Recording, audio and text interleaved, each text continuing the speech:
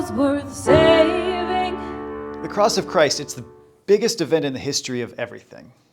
There's really nothing bigger than it. I mean, you can imagine the history of everything being like a still lake, and the cross of Christ is like a boulder the size of a Buick LeBaron fallen right in the middle, and it creates waves, tsunamis really, that just ripple out and touch everything, to every single corner of that lake. So too is the cross of Christ. It echoes back and forth throughout history because it is such a major event. It is the biggest thing that's ever happened in the history of everything. And so this whole series, we've been looking at echoes of the cross of Christ. Most of the time, for 5 weeks at least, we're looking backwards. Pastor Justin, Pastor Al, Pastor Quinlan, Pastor Amy, they're all looking at different ways the cross of Christ echoed backwards into the life and ministry of Jesus, Jesus' teaching, Jesus walking around on this earth. How did the cross of Christ show up in Jesus' life before it even happened? But just for 1 week, as we're about halfway through, I wanted to look forward, see how the cross of Christ echoed forward into the world, into our lives right now. Because you do see the cross of Christ all over the place. In our culture, in our storytelling, in some of the biggest pieces of blockbuster movie making, we see the cross of Christ. The cross of Christ echoes into our world. We just have to open our eyes and look for it. We see it all over the place. At least through the last 50 years, you could see images of the cross show up in places you might never expected, but it's there. And then if you look a little closer, you will see the cross of Christ showing up even more directly.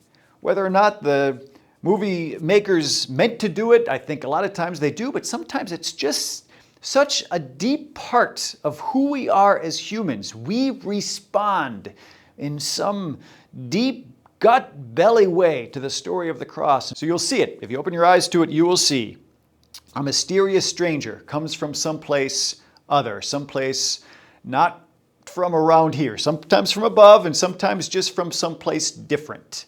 This mysterious stranger has abilities that most humans don't have, that no humans have, really, has some transcendent abilities.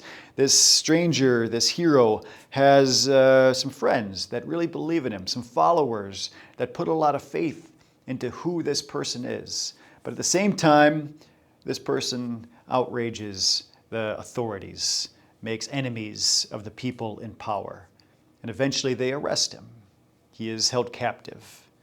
Oftentimes, he has an opportunity in some way to escape, to break free, but does not. Instead, actively chooses to sacrifice himself for the sake of the people around him, for the sake of the community, for the sake of the people that he loves.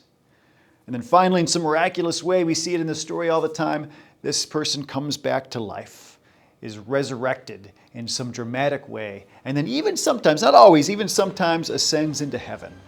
We see this story play out again and again in the stories that we tell each other. Even our biggest, most famous, most money-grabbing stories. It shows up and again because the cross of Christ, it's a central story to us. We respond to it. It's deep down imprinted in our DNA. Of course, it's not just in fiction. It's not just in the stories that we make up. We see echoes of the cross in real life stories, in stories from our history. I mean, just in the last couple hundred years, we see these stories of great heroes living through an echo of the cross. One of them, one of the great American heroes from the 19th century, Harriet Tubman. She echoed the cross through her life. She lived in the 1850s. She was able to escape slavery and move through the Underground Railroad up into Pennsylvania. And when that happened, she talked about it. And she said, when I found I had crossed that line, I looked at my hands to see if I was the same person. There was such a glory over everything. The sun came like gold through the trees and over the fields, and I felt like I was in heaven. Harriet Tubman had made it to freedom, made it to a place of relative safety, and she could have stayed there. But instead of staying there, she gave up of herself. She sacrificed her own freedom, at least put her freedom on the line to return back to the South again and again and again and again. For For 10 years, she kept going back. You got lucky, Harriet. And there's nothing more you can do. Don't you tell me what I can't do. I made it this far on my own. God was watching, but my feet was my own. Running, bleeding, climbing, nearly drowned, nothing to eat for days and days, man. I made it. So don't you tell me what I can't do. And she kept first her family and friends, and then anybody who would possibly want to be free. She led back to freedom.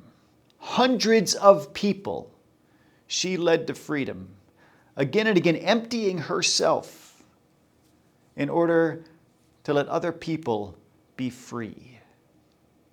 We see this story, this echo of the cross, again and again throughout history.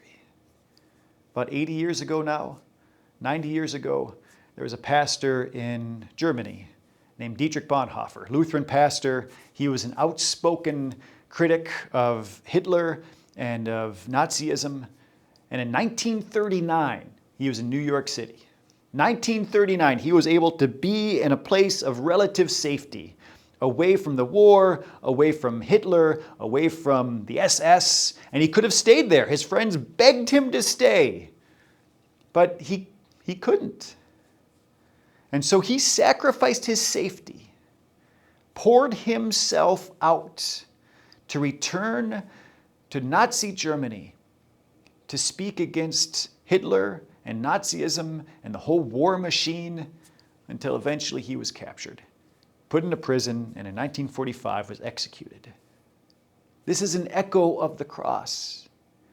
This is when anybody ever, throughout history, when they pour themselves out for the sake of others, when they sacrifice their own security, their own safety, their own pride, their own ego for the sake of the people around them, when they give deeply and profoundly of themselves in order to better the people that they care about. This is an echo of the cross of Christ showing up in our world today. And it finally just begs the question, how do we continue to do this? How, as people who follow Jesus, who worship Jesus, how do we live lives that echo every single day in ways big and small the cross of Christ? You thought I Amen. was worth saving.